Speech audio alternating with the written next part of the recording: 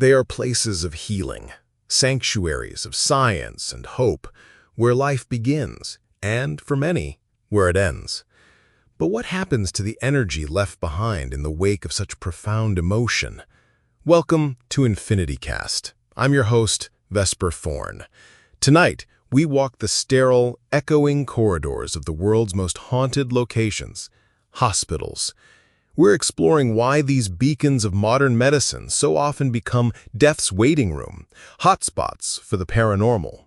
And joining me to dissect this chilling phenomenon is my co-host, Rhett Azure. Thanks, Vesper. It's a fascinating, if not terrifying, topic. When you think about it logically, it's almost inevitable. There are few places on Earth that concentrate such raw, powerful human emotion into one building. Exactly. Think of the spectrum of feelings, the joy of birth, the crushing grief of loss, the terror of a diagnosis, the agony of an injury, the sheer will to survive. It all soaks into the very walls. It's like a battery, constantly being charged with emotional energy. And that's the core theory behind residual hauntings, right? The idea that strong emotions can leave an imprint on a location.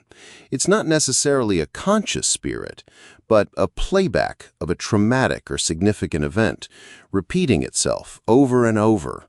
A nurse is seen walking down a hallway that no longer exists, or the sound of crying is heard from an empty room.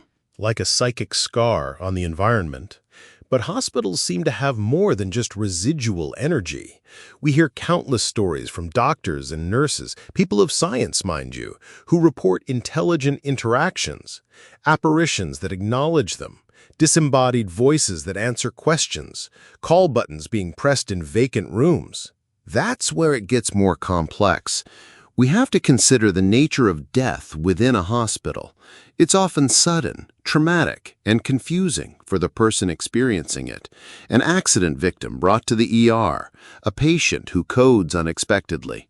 In paranormal theory, a sudden death can leave a spirit disoriented.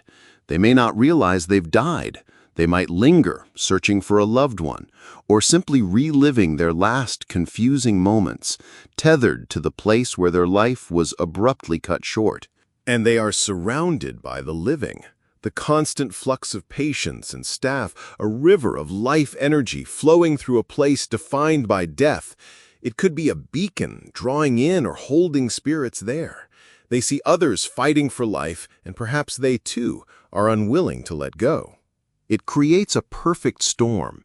The emotional residue charges the location, and the traumatic, confusing nature of death within its walls provides the potential for conscious, lingering spirits. The living and the dead, sharing the same space, separated by a veil that, in a hospital, seems to be terrifyingly thin.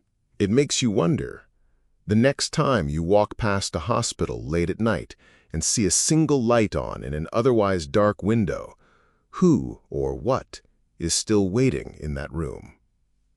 Join us next time on EnfinityCast as we continue to explore the shadows.